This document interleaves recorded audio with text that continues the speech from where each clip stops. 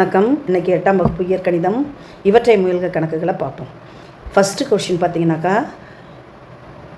a-5 into a+5 பெருக்குகன்னு கொடுக்கும்போது நம்ம என்ன செய்யணும்? அப்போ a-5 இன்ட்டு a+4. அப்போ நம்ம என்ன செய்யணுன்னாக்கா முதல் கோவையை எழுதிக்கணும். a-5 into a+4. இப்போ இந்த ரெண்டு கோவைகளையும் நம்ம பெருக்கணும். அப்போ பெருக்கும்பொழுது முதல் கோவையில் முதல் உறுப்பு, முதல் கோவையில் இது இரண்டாம் உறுப்பு, இது முதல் கோவையில் இது இரண்டாம் கோவையில் முதல் உறுப்பு, இது இரண்டாம் கோவையில் இரண்டாம் உறுப்பு. இப்போ இந்த முதல் கோவையில் உள்ள இந்த உறுப்பையும் இந்த உறுப்பையும் பெருக்கணும். அதுக்கடுத்தது இதையும் பெருக்கணும். பாருங்கள், a இன்ட்டு a என்னது? a². அதுக்கடுத்தது a இன்ட்டு 4 + 4a. இங்கே பார்த்தீங்கன்னாக்கா 4 முன்னாடி போட்டுட்டு அதுக்கடுத்தது ஏவை போடுறோம்.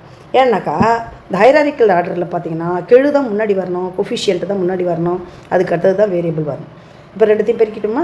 இப்போ பார்த்தீங்கன்னாக்கா உங்களுக்கு இந்த ரெண்டாவது உறுப்பை இந்த ரெண்டாவது கோவையை பெருக்கணும். அப்போ -5ஐயும் ஏவையும் பெருக்கணும், -5ஐயும் இந்த 4ஐயும் பெருக்கணும். இந்த -5ஐயும் ஏயையும் பெருக்கினீங்கன்னா -5a ப்ளஸ் வராது, ஏன்னா இங்கே ஒரு மைனஸ் ஒரு ப்ளஸ் இல்லையா, அதனால் -20. இப்போ அடுத்தது பார்த்தீங்கன்னாக்கா இதை சிம்பிளிஃபிகேஷன் பண்ணணும். a². இது ரெண்டும் ஒத்த உறுப்புன்றதால நம்ம கூட்டுறதுன்னா கூட்டி ஒரே குறியாக இருந்தால் கூட்டிக்கலாம். இது எதிரெதிர்குறியாக இருக்குது. இந்த எதிரெதிர்குறியாக இருக்கிறதால நம்ம கழிச்சு போடணும். ஆப்போசிட் சைனாக இருந்தால் கண்டிப்பாக நீங்கள் கழிக்கணும். அப்போ 5a இல்லை 4a லெஸ் ஆகிடுச்சுன்னா வெறும் ஏன்னு போட்டாலும் ரைட்டு, இல்லை 1a போட்டிங்கனாலும் ரைட்டு தான். -20 இதுதான் ஆன்சர். ரெண்டாவது கணக்கு பார்க்கலாமா? ரெண்டாவது கணக்கு பார்த்தீங்கன்னா a+b into a-b, a+b into a-b. இப்போ a+b இன்ட்டு a-b. இப்போ பார்த்தீங்கன்னா நம்ம என்ன செய்யணுன்னாக்கா இது நீங்கள் 7ஆம் வகுப்புலேயே நீங்கள் படிச்சிருக்கீங்க. 7ஆம் வகுப்புலேயே நம்ம படிச்சிருக்கோம். இதை நம்ம அதாவது மூன்றாவது முற்றொருமையை நீங்கள் படிச்சிருப்பீங்க. a+b இன்ட்டு a-b a² - b²ன்னு படிச்சிருக்கீங்க. இருந்தாலும் நம்ம அதை எப்படி வந்துடுதுன்னு நம்ம பார்க்கலாம். இப்போ முதல் உறுப்பில் உள்ள முதல் உறுப்பையும் இந்த முதல் உறுப்பையும் பெருக்கிக்கிறீங்க. அப்போ a² minus a into b -b, அப்போ -ab. இங்கே பாருங்கள், பியும் ஏவையும் பெருக்குங்க, அப்போ +ab. இங்கே பாருங்கள், முதல்ல b தான் வருது, இப்போ a.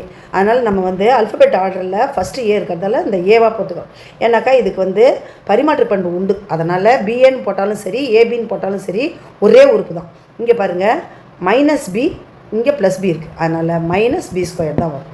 இங்கே பாருங்கள், இதை சிம்பிளிஃபை பண்ணோன்னாக்கா இந்த -abயும் இந்த +abயும் கேன்சல் ஆகிடும். We get only a² - b². This is the third identity of 7th standard. இதான் ஆன்சர்.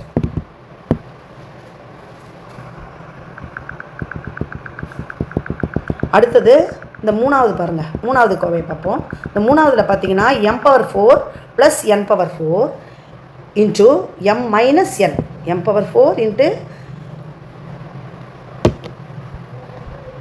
m⁴ + n⁴. அதனால் நம்ம என்ன செய்யணுன்னாக்கா m⁴ + n⁴ இந்த ஹோல் ஸ்கொயர் இதை அடிச்சிடலாம். அதுக்கடுத்தது m-n. நான் சொன்னது தான், இந்த முதல் உறுப்பை எடுத்து இந்த ரெண்டாவது கோவையை பெருக்கிக்கணும்.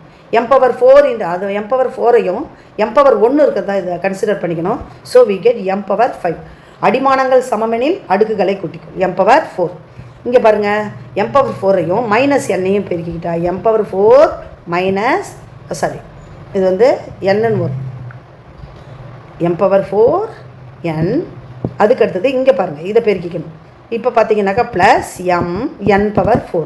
இதையும் பெருக்கிக்கணும். அப்போ -n⁴. நீங்கள் கேட்கலாம், இங்கே மைனஸ் இருக்கே ப்ளஸ் இருக்கேன்னாக்கா நம்ம பெருக்கலில் ஒரு விதி, கூட்டல் கழித்தலுக்கு ஒரு விதி, பெருக்கல் வகுத்தலுக்கு ஒரு விதி. அடிமானங்கள் சமமெனில் அடுக்குகளை கூட்டிக்கொள், அதான் பெருக்கிறதுக்கு விதி.